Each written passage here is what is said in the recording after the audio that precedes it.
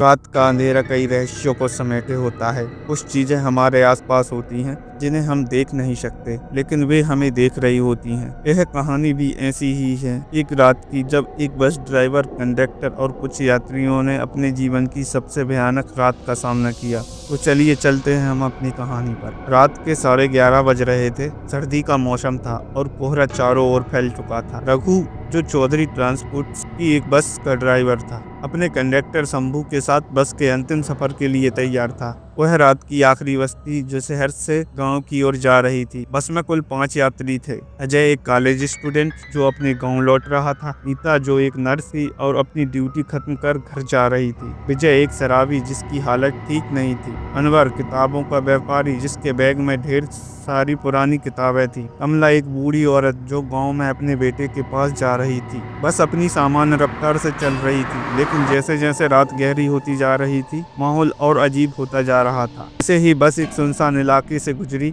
Bus stop पर एक आदमी खड़ा था। वह काले कपड़ों में था और ठंडी नजर से बस की ओर देख रहा था। तभी शंभू ने पूछा, अरे रघु, कोई यात्री खड़ा है, रोक दूं बस? रघु को कुछ अजीब महसूस हुआ, लेकिन वह बस रोकने को मजबूर था, क्योंकि यह आखिरी बस। आदमी धीरे धीरे बस में चढ़ा और बिना कुछ बोले सबसे पीछे जाकर बैठ गया। तभी शंभू ने पूछा, कहाँ जाना है भाई? वह आदमी बिना हिला डुले बोला, मुझे वहाँ जाना है जहाँ ये बस कभी नहीं जाती। यह सुनकर सब चौंक गए। विजय हंसते हुए बोला, बड़ा ही फिल्मी डायलॉग मारा भाई। लेकिन उस आदमी के चेहरे पर कोई भाव नहीं था। बस दोबारा चल पड़ी, लेकिन अंदर का माहौल अचानक बदल गया। खिड़कियों पर कोहरा जमने लगा, तापमान अचानक गिर गया। विजय ने अपनी शराब की बोतल निकाली, लेकिन बोतल पूरी तरह सूख गई। कमला ने अपनी माला घुमानी शुरू कर दी। तभी अनवर के बैग से किताबें अपने आप बाहर गिरने लगी। एक किताब के पन्नों पर खून से लिखा था, तुम सब मारे जाओगे। रीता ने डरकर खिड़की से बाहर जाकर, लेकिन बाहर सिर्फ अंधेरा और कोहरा था। रघु ने महसूस किया कि बस अचानक बहुत भारी लग रही है, जैसे कोई अदृश्य ताकत इसे खींच रही हो। अचानक बस का इंजन बंद हो गया और हेडलाइट झपकने लगी। शंभू घबराया हुआ बोला, रघु, जल्दी से स्टार्ट करो इसे। रघु ने कई बार कोशिश की, लेकिन बस स्टार्ट नहीं हुई। इसी बीच पीछे बैठा वह अजनबी आदमी धीरे से आगे आने लगा। उसकी आंखों में अजीब सी चमक। वह एक एक करके सभी यात्रियों की ओर देखने लगा। तभी कमला कांपती आवाज में बोली, यह कोई इंसान नहीं, यह प्रेत है। बस के अंदर भय का माहौल बन गया।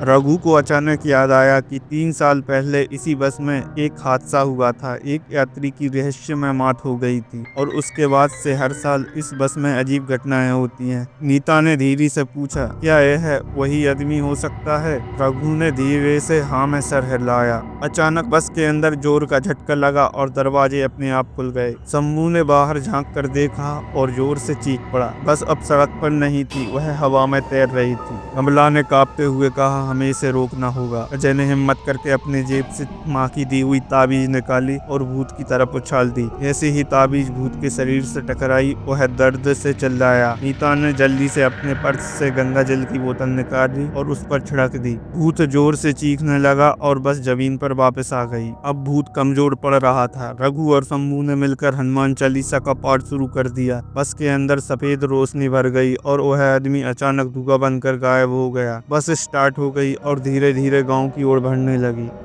सुबह जब वे अंतिम स्टॉप पर पहुंचे तो सभी यात्रियों की हालत खराब थी। रघु और शंभू ने तुरंत नौकरी छोड़ दी और गांव चले गए। कुछ दिनों बाद जब उस बस की सफाई की जा रही थी तो क्लीनर को पीछे की सीट पर एक जली हुई फोटो मिली। उस फोटो में वही आदमी था, लेकिन उसके साथ 5 और लोग थे। पीछे लिखा था, हम अभी गए नहीं हैं। बस कंपनी ने उस बस को हमेशा के लिए बंद कर दिया, लेकिन अभी भी जब कोई रात की आखिरी बस में सफर करता है तो लोग कहते हैं कि कभी कभी पीछे की आखिरी सीट पर एक परछाई दिखाई देती है जो अपने अगले शिकार का इंतजार कर रही होती है। तो दोस्तों, कैसी लगी हमारी आज की कहानी? उम्मीद करते हैं पसंद आई होगी। यदि आपको हमारी कहानी अच्छी लगी हो तो वीडियो को लाइक करो और चैनल को सब्सक्राइब करो और बेल नोटिफिकेशन को दबा दो, ताकि हमारी अगली कहानी की नोटिफिकेशन आपको मिलती रहे। मिलते हैं हम हमारी अगली कहानी में।